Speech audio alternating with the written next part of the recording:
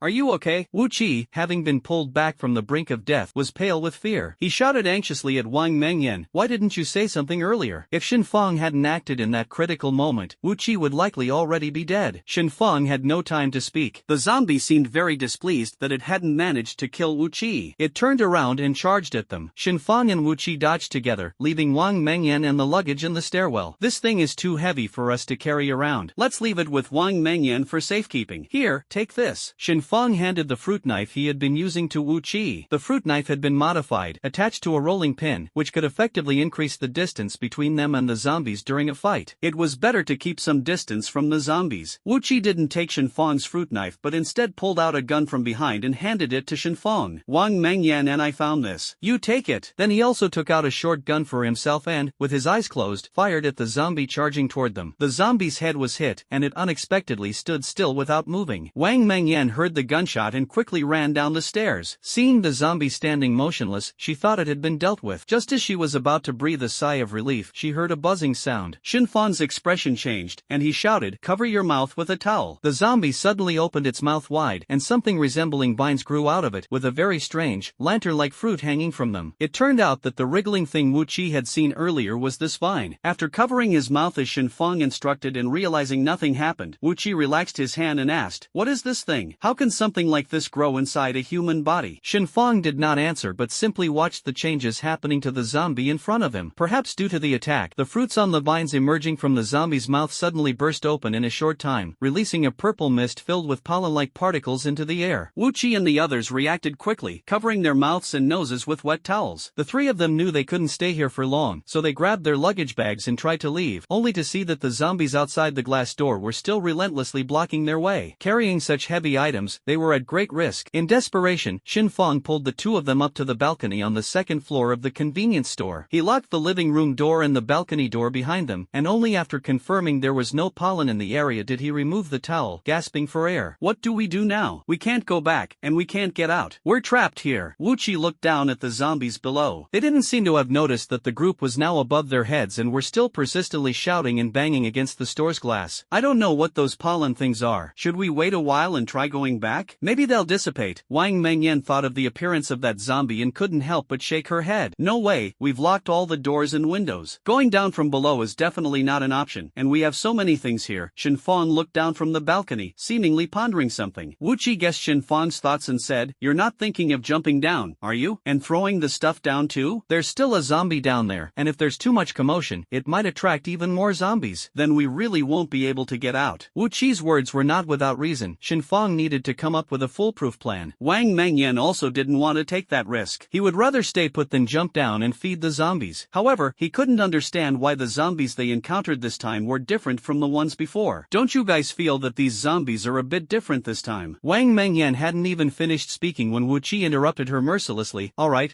we're not blind. Did the previous zombies have such long nails or explode?" Wu Qi, feeling a bit impatient, thought that Wang Mengyan should be focusing on figuring out how to escape right now. Shinfang knew that Wang Mengyan wasn't the type to talk nonsense for no reason, so he turned to ask her, "Did you notice something?" Wang Mengyan nodded. "I'm not sure if it counts as a discovery, but did you notice that this time, there's a worm in the zombie's eyes?" It wasn't just the worm she noticed, she also felt that the zombie's physical condition had changed. "Just now, I wasn't caught, but Wu Qi was very close to me. I clearly saw that although the zombie was quickly dealt with this time, their physical condition seems to have improved a lot compared to before. Their skin looks like that of an ancient tree that's been around for many years. It wasn't as easy to injure them as it was last time." Wang Mengyan's serious expression sent a wave of fear spreading from Shinfang's heart to the back of his head. Zombie mutations are not scary, but what's frightening is if they mutate to become more powerful. If what Wang Mengyan said is true, that this time the zombies don't seem as easy to kill as last time, then it's uncertain whether the zombie from earlier is truly dead. "No worries. Now that we have this guy in our hands, there's nothing to fear." Wu Qi looked at the gun in his hand and suddenly slapped his forehead. "Oh, come on. Why didn't we think of this? We have a gun. What are we afraid of? One shot, one kill. It'll attract more zombies." Although Shinfang said this, he was thinking the same as Wu Qi. The problem was that they were carrying too much stuff, making it hard to escape. If only Zhang Ziqing and the others were here to pick them up with a car. At this thought, Shinfang suddenly shifted his gaze to the delivery truck parked at the convenience store entrance. This convenience store was probably being restocked, and the driver must have gotten out to help unload. That means the keys might still be in the truck. "We can use the truck to get out of here." Shinfang pointed to the truck below. Wang Mengyan was the first to disagree. "How are we supposed to jump down? Jumping down means death. How are we going to get all this stuff down there? There are zombies down there, and we only have 2 guns." She looked at Wu Qi with disbelief. With his shooting skills? What a waste of bullets. Although Wu Qi was unwilling to admit it, he had to acknowledge that there weren't many bullets left in the pistol. Even though he had removed the magazine, it was still limited. Fortunately, luck was on their side. Not long after they came out, they encountered 2 police officers who had died tragically on the roadside, their necks half bitten off. Suppressing their nausea and fear, they took the guns and bullets from the 2 officers. Zhang Ziqing turned his head while driving and saw Lu Fei running frantically, with 2 zombies chasing after her. Lu Fei was scared out of her wits. Her pants were more than half wet. When she saw Zhang Ziqing alive and driving out, she almost wanted to kneel and cry. Earlier, when she realized the zombies had entered the garage, her first reaction was to run. She thought that with Zhang Ziqing inside, the sound of unlocking the door would attract the zombies. Once the zombies went in, she could take the opportunity to escape and find Shinfang and the others. As for Zhang Ziqing, she hoped he would would be lucky enough to survive and bring Shinfang back to rescue her. Who would have thought that less than 5 minutes after leaving the garage, she would encounter 2 zombies? They chased her relentlessly, and she thought she wouldn't escape this time. But to her surprise, Zhang Ziqing actually made it out, and he even drove out. Zhang Ziqing thought about Lu Fei's plan to lure the zombies away and was surprised that she actually did it. Thinking about how Lu Fei, usually timid and avoiding trouble, had stepped up this time, Zhang Ziqing felt a bit moved. He quickly stopped the car and opened the door to let her in. Lu Fei had just gotten into the car, and before she could close the door, a zombie lunged at her leg. Lu Fei screamed in terror, frantically stomping her leg to try to kick the zombie off while tightly covering its mouth with her hand, fearing it might bite her. Zhang Ziqing initially wanted to help, but seeing another zombie quickly approaching from behind, he hurriedly turned the steering wheel to leave the pursuing zombie behind. Lu Fei screamed uncontrollably and used the car's ashtray to smash the zombie several times. The splattered blood from the zombie sprayed onto her face, intensifying her fear. Watching the zombie continue its relentless attack without reacting to her blows, only trying to get inside to bite her, Lu Fei screamed for Zhang Ziqing's help. Zhang Ziqing, please save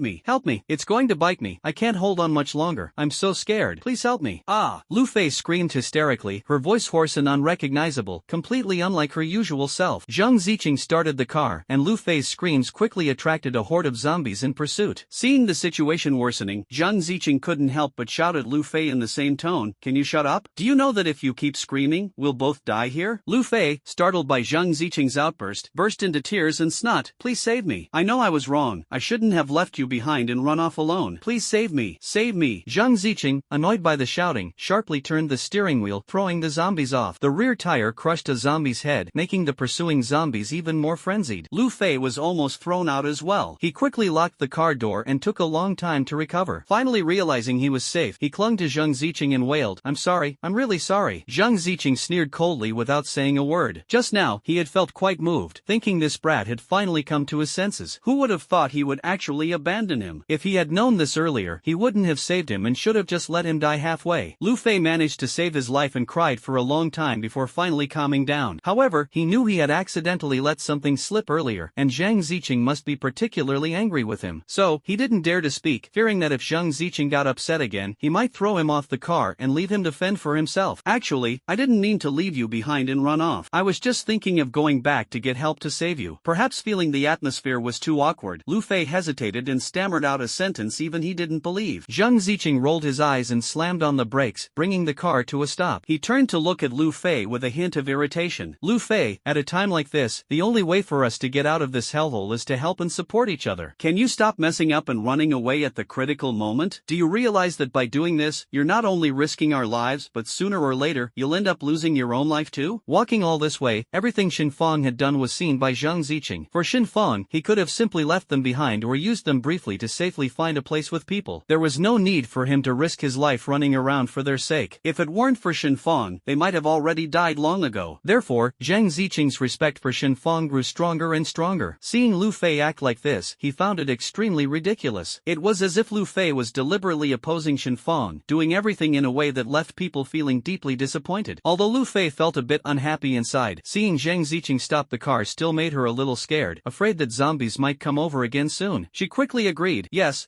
I know. This time it's my fault. It really is my fault. Seeing Lu Fei like this, Zhang Ziqing knew she definitely hadn't taken his words to heart. He couldn't help but sigh and didn't want to say anything more to her. Just as he was about to drive away, he heard something and asked, did you hear something? Lu Fei listened carefully and became a bit scared. It really seems like there's some sound. Let's hurry up and leave. The zombies might come back soon. I don't want to get caught again. Lu Fei touched his pants, which had already been torn, but fortunately, he hadn't been scratched. Zhang Ziqing seemed not to hear Lu Fei's words. He turned around, looked up in the direction of the sound, and saw Shin Fangwu on the balcony not far away, shouting at him. And the zombie downstairs also noticed Zhang Ziqing and started running toward them. It's Shin Fang and the others. They're trapped. Let's go and assist them. Just as Zhang Ziqing stepped on the gas, his hand was grabbed by Lu Fei. The zombie in front is running toward us. Let's run. Are you seriously planning to drive over there? Who knows if it's just one or a whole group of zombies? Shut up, Zhang Ziqing said, then stepped on the gas and accelerated, directly crashing into the oncoming zombie, sending it flying 5 meters away. Worried that the zombie might still be alive, he ran over it again and drove toward Shin Fang and the others. Wu Qi saw this scene from upstairs and said, my goodness, this Zhang Ziqing is really ruthless. Enough, stop wasting time, let's go quickly. Shin Fang covered his mouth and nose with a towel, carried a large bag, and ran downstairs, with Wu Qi and Wang Mengyan following closely behind. Zheng Ziqing opened the car door, eager to greet Shen Fong and the others, but was unaware that a large group of zombies was approaching them. Shen Fong and the others had just come downstairs. As they reached the door, they saw a large group of zombies following behind Zheng Ziqing's parked car. When the zombies spotted them, they quickened their pace, rushing over. Oh my god, what's going on? Why are there so many zombies? Wang Mengyan threw away the towel in her hand. Seeing the zombies following behind, she was momentarily stunned. Alright, stop staring and get in the car quickly. Wu Qi grabbed Wang Mengyan by the collar. The three of them, carrying their belongings, had just gotten into the car when they heard a thud, as if something had landed on the roof. Shen Fong hurriedly urged Zhang Ziqing to drive. Drive quickly, they're catching up. Drive! There's a zombie on the roof. Shake it off, shake it off. Zhang Ziqing started the car, but the banging noises above only grew louder. Not to mention Wu Qi and the others, even Shen Fong was a bit scared. These zombies were like rabid dogs. If they really managed to damage the car somehow, and the zombies behind caught up, there was no way they could escape. Wu Qi was also anxious. After firing several shots with the gun attached to his phone, he turned back to tell the others in the car, it's no use. Bullets can't stop them. For some reason, those zombies can still run even after being hit. Lu Fei, shaken back and forth by Zhang Ziqing's erratic driving, shouted loudly, aim for the head. Haven't you ever killed a zombie before? Can you at least aim properly? Do you know that shooting like this will only make the zombies even crazier? Why is this whole area full of zombies? And you're shooting. Wait, where did you even get a gun? Hearing the gunshots from Wu Qi's weapon, Lu Fei wanted to ask him for one for self-defense. Wu Qi fired a few more shots, but because the car was swerving to shake off the zombies on the roof, he couldn't hit his target. Frustrated, he angrily shouted at Zhang Ziqing, can you drive properly, for sake? I can't kill the zombies at all. You're just making me waste bullets, and you can't even shake off a single damn zombie no matter how much you swerve. Zhang Ziqing was surrounded by zombies, forcing his way through a bloody path. The pressure in his heart was already immense, and with the zombies on the roof jumping around wildly, falling off the windshield several times but never hitting the ground, he was not in a good mood. When Wu Qi shouted, he immediately yelled back, if you're so capable, why don't you come drive? How is it my fault that you can't aim properly? Holding a crappy gun and acting all high and mighty? Why don't you go out there and kill a zombie for me? What are you yelling at me for? Say that to me one more time? Wu Qi almost dropped his pistol. So what if I said it? Zhang Ziqing, in his agitation, nearly crashed into the guardrail on the side. Perhaps emotions are contagious, as Wang Mengyan also became agitated. If it weren't for the roof blocking her, she might have jumped up. Both of you shut the hell up. At a time like this, you're fighting amongst yourselves? Is it not chaotic enough already, or what? Ha! Shut up, both of you. The three people were arguing heatedly, but Shen Fong kept looking out of the car window. Several times, he tried to roll down the window, only to be stopped by Lu Fei. What are you doing? Why are you opening the window? Do you have a death wish? The zombies are brushing right past the window, and you want to open it? Are you crazy, Shen Fong? Shen Fong completely ignored Lu Fei. Although he didn't roll down the window, one hand rested on the window control while the other held a gun. He said to Zhang Ziqing, stop arguing. Zhang Ziqing, look at that spot over there. Is that a gas station? If it is, turn over there. As soon as Shen Fong spoke, the others, who had been arguing incessantly, immediately fell silent and looked at him. To them now, Shen Fong was essentially the leader of the group. If he spoke, it must mean he had a plan. Zhang Ziqing saw the gas station and gave a bitter smile of disbelief. You're not seriously thinking about refueling, are you? Boss, stop joking. Are you crazy? Stopping now is as good as digging our own graves. Wu Qi glanced at the surrounding zombies, quickly stood in line with Zhang Ziqing, and echoed, what do you want to do? We absolutely can't stop the car at this moment. Can't you see how many zombies there are? Shen Fong explained to them, drive the car to the gas station and lure the zombies over. Right now, this is the only way we can shake them off. If this plan failed, they might truly be unable to escape. After all, there were too many zombies, and as Wang Mengyan had pointed out, the zombies in this area seemed different from before, almost as if they had mutated. You're not thinking of blowing up the gas station, are you? Wang Mengyan quickly guessed Shen Fong's intentions, her mouth opening in disbelief. Zhang Ziqing and Wu Qi were also momentarily shocked, but they quickly turned excited. Blow up the gas station? That's way too thrilling. Wouldn't all these zombies be wiped out in one go? This is a great idea. Lu Fei looked reluctant but didn't dare to show it and said, are we going to get blown up? Zhang Ziqing shot Lu Fei a glare, patted the steering wheel, and said, what kind of joke is that? With my driving skills, how could you get hurt? Then he turned to Shen Fong and said, just tell me how to blow it up. But don't worry, my driving skills will definitely get everyone out safely. He used to take a few people out for street racing often. His family was wealthy, and his father didn't care about him, so he loved cars and had become very skilled. Shen Fong glanced at Wu Qi and said, when we get to the gas station, Wu Qi, you need to roll down the window and throw out the half bucket of gasoline we just found. Then, Zhang Ziqing, you just drive away. I'll take care of blowing up the gas can. man. You just need to make sure the car stays steady. Alright, no problem. Zhang Ziqing turned the car in the direction of the gas station. Lu Fei, hearing about rolling down the window, still felt a bit scared. However, seeing how excited the others were, she didn't dare to voice any objections and just kept her eyes fixed on the gun in Wu Qi's hand. Wu Qi understood the importance of his task. If he didn't coordinate well, not only might zombies accidentally get into the car, but Zhang Ziqing might also cause Xinfang to be unable to shoot due to steering the car. At this moment, the tacit understanding among the three of them was extremely important. You two, stop arguing. At a time like this, let's give it our all. Xinfang actually smiled and encouraged them. Wang Mengyan had already taken out the half bucket of gasoline from her bag and handed it to Wu Qi. Alright, once we escape, we can continue arguing. Zhang Ziqing also felt a sudden sense of relief. He suddenly thought that if they didn't succeed this time and ended up dying or something, it wouldn't be so bad to have these people by his side. And the zombies, due to Zhang Ziqing's adjustment of the driving direction, also changed course and chased toward the gas station. Wait.